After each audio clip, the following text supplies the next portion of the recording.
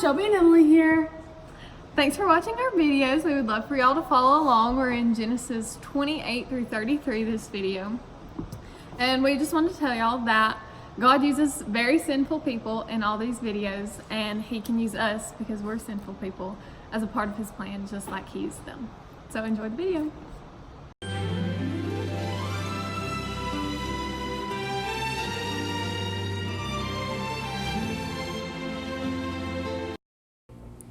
Jacob left Beersheba and set out for Haran. When he reached a certain place, he stopped for the night because the sun had set.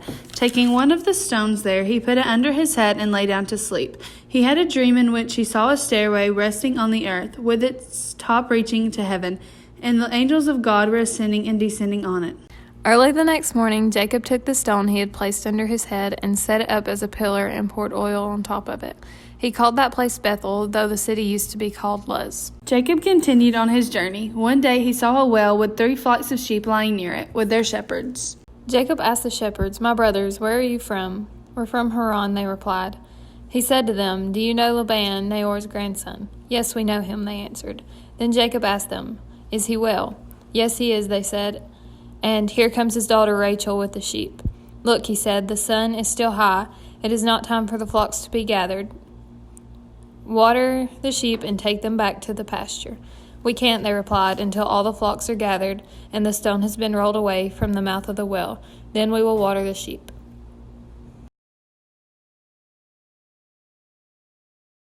He told Rachel that he was a relative of her father, so she ran back to tell him. As soon as Laban heard the news about Jacob, his sister's son, he hurried to meet him. He embraced him and kissed him and brought him to his home. And there Jacob told him all these things. You are my flesh and blood. Jacob stayed with Laban's family for a whole month. Now Laban had 2 daughters. The name of the older was Leah, and the name of the younger was Rachel. Leah had weak eyes, but Rachel had a lovely figure and was beautiful. Jacob was in love with Rachel. I'll work for you for 7 years for your daughter Rachel. Better you than anyone else. So Jacob served 7 years to get Rachel, but they seemed like only a few days to him because of his love for her. Give me my wife, my time is complete. Laban brought together all the people of the place and gave a feast. But when evening came, Laban tricked Jacob and gave him his daughter Leah. What have you done? I worked for Rachel, not her. So Laban told Jacob to work another 7 years for Rachel. Leah had 4 sons. She thought it would make Jacob love her like he loves Rachel, but it didn't. When Rachel saw that she was not bearing Jacob any children, she became jealous of her sister. Give me children or I'll die. Jacob became angry with Rachel. I'm not in control of this. God is. Take my servant Bilhah so I can make a nation out of her. Bilhah, Rachel's servant, gave Jacob 2 sons. When Leah saw she had stopped having children, she took her servant Zilpah and gave her to Jacob as a wife.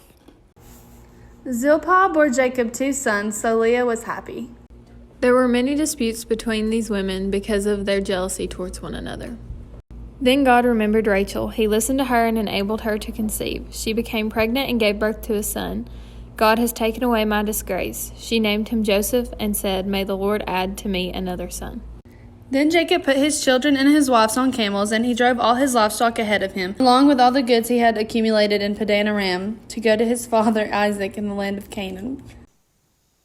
Give me my wives and children, for I have served long enough.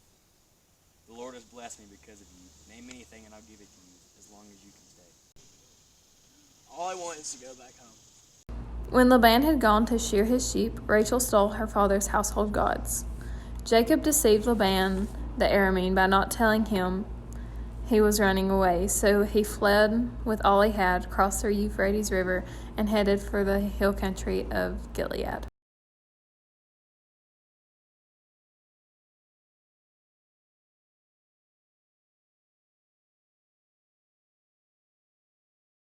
Be careful not to say anything to Jacob, either good or bad. What have you done? You've deceived me, and you've carried off my daughters like captives in war. Why did you run off secretly and deceive me? Why didn't you tell me so I could send you away with joy and singing to the music of timbrels and harps. You didn't even let me kiss my grandchildren and my daughters goodbye. You have done a foolish thing. I have the power to harm you. But last night the God of your father said to me, be careful not to say anything to Jacob, either good or bad. Now you have one good, one half gone off because you have longed to turn to your father's household. But why did you steal my gods? I was afraid because I thought you would take your daughters away from me by force. But if you find anyone who has your gods, that person shall not live in the presence of our relatives.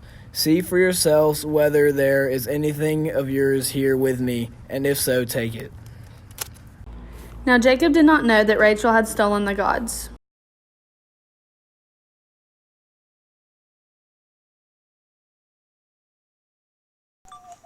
I've been with you for 20 years and never wronged you. Why do you think I've wronged you now? If God wouldn't have been with me, you would surely leave me empty-handed. The women are my daughters, the children are my children, the flocks are my flocks. All you see is mine. Let's make a covenant. Jacob and Laban made a peace covenant between each other. Early the next morning, Laban left and returned home. Jacob sent messengers ahead of him to his brother Esau in the land of Seir, the country of Edom. He instructed them, this is what you are to say to my lord Esau. Your servant Jacob says, I have been staying with Laban and have remained there till now. I have cattle and donkeys, sheep and goats, male and female servants. Now I am sending this message to my lord, that I may find favor in your eyes. When the messengers returned to Jacob, they said, we went to your brother Esau, and now he is coming to meet you, and 400 men are with him. In great fear and distress, Jacob divided the people who were with him into two groups. If Esau comes to attack, one group will be safe and the other will be killed. He put them in the care of his servants, each herd by itself, and said to his servants, go ahead of me and keep some space between the herds.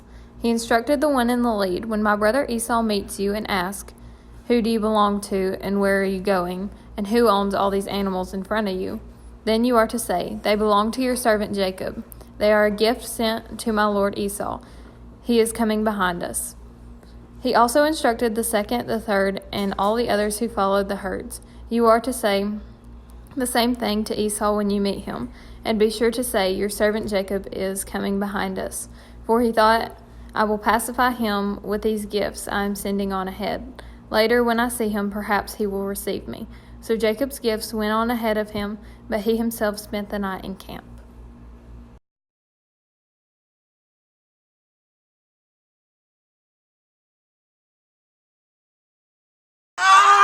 Okay. Jacob says, please tell me your name. But he replied, why do you ask my name?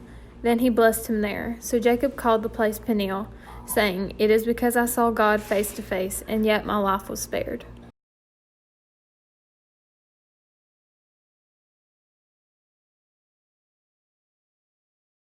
Who are these with you? They are the children God has graciously given your servant. What is the meaning of all these flocks and herds I met? To find favor in your eyes, my lord. I already have plenty, my brother. Keep what you have for yourself. No, please. If I have found favor in your eyes, accept this gift from me. For to see your face is like seeing the face of God. Now that you have received me favorably, please accept the present that was brought to you. For God has been gracious to me, and I have all I need.